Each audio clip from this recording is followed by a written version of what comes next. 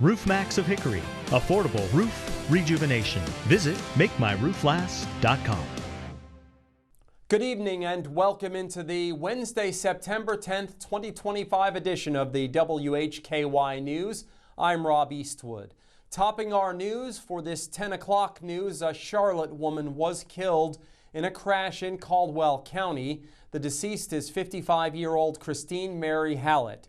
At approximately 9:10 a.m. today, Highway Patrol responded to US 321 at Riverbend Drive for a crash involving 3 passenger vehicles. A 2016 Jeep Cherokee traveling south on 321 entered the intersection, attempted to turn left onto Riverbend Drive on a red light and struck a northbound 2000 Dodge Dakota. The collision caused the driver of the Dakota to lose control, causing it to cross multiple lanes and collide with a 2008 Hyundai Sonata traveling south on 321. The driver of the Cherokee and a passenger were not injured. The driver of the Dakota was not injured. The driver of the Sonata, Christine Mary Hallett, was transported to Fry Regional Medical Center where she passed away from her injuries. The investigation is continuing and charges are possible.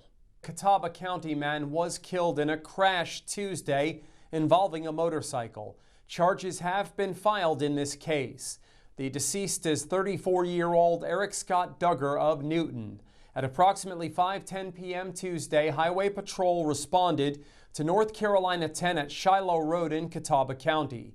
A 2021 Chevrolet Silverado was attempting to turn left from Shiloh and pulled into the path of an eastbound 2006 Suzuki motorcycle.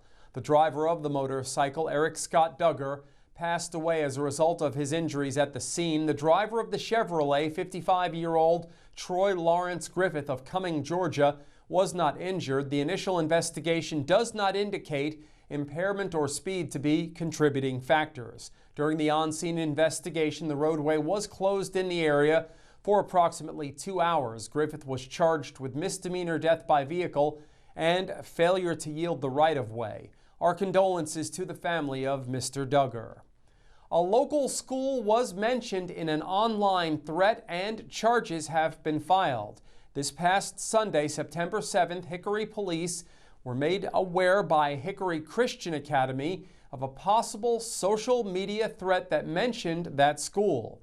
Hickory police investigators worked closely in cooperation with the school's staff and began investigating the source of the threat. Investigators quickly identified a juvenile who was responsible.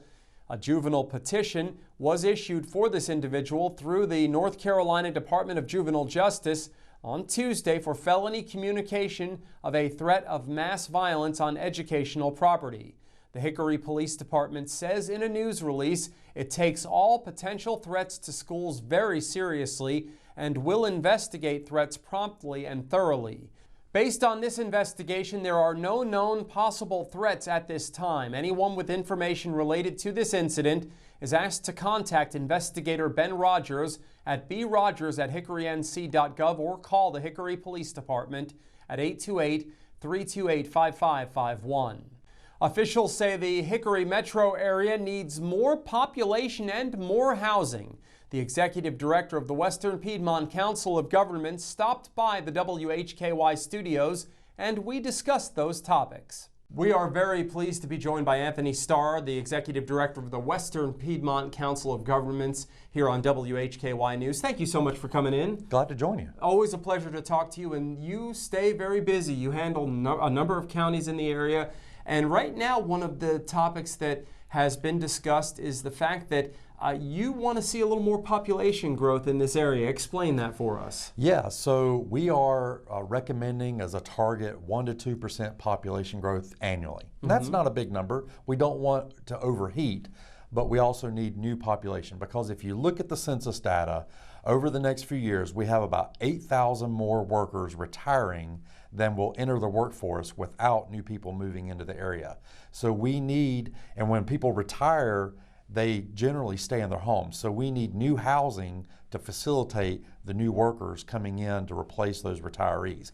And we need homes for our children and grandchildren. So we've provided a number of recommendations on our website. It's wpcog.org/homebase. And it's got a number of housing recommendations plus data, a mapping tool that's on there about how to facilitate more housing growth where we need it. And so it's a tool for our local government leaders to use in making their decisions to facilitate that good housing growth. So you cover 4 counties. Are there any specific areas in those counties that you're looking at, or is this just the whole region that you're looking at? The recommendations are for all of our 4 counties, which are Alexander, Burke, Caldwell, and Catawba counties. But there are certainly areas where we're seeing housing growth already to be pretty strong. Great information. Thank you, Anthony. I appreciate you coming in. Glad to join you. Anthony Starr, the Executive Director of the Western Piedmont Council of Governments, joining us here on WHKY News. Thanks so much to Anthony Starr for stopping by to talk to us. You can see the full interview at the WHKY YouTube channel. It is available right now.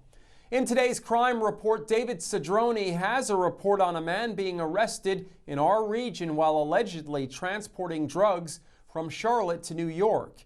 In local sports, Jason Savage has news from Appalachian State as the field hockey program was recognized with a Player of the Week honor.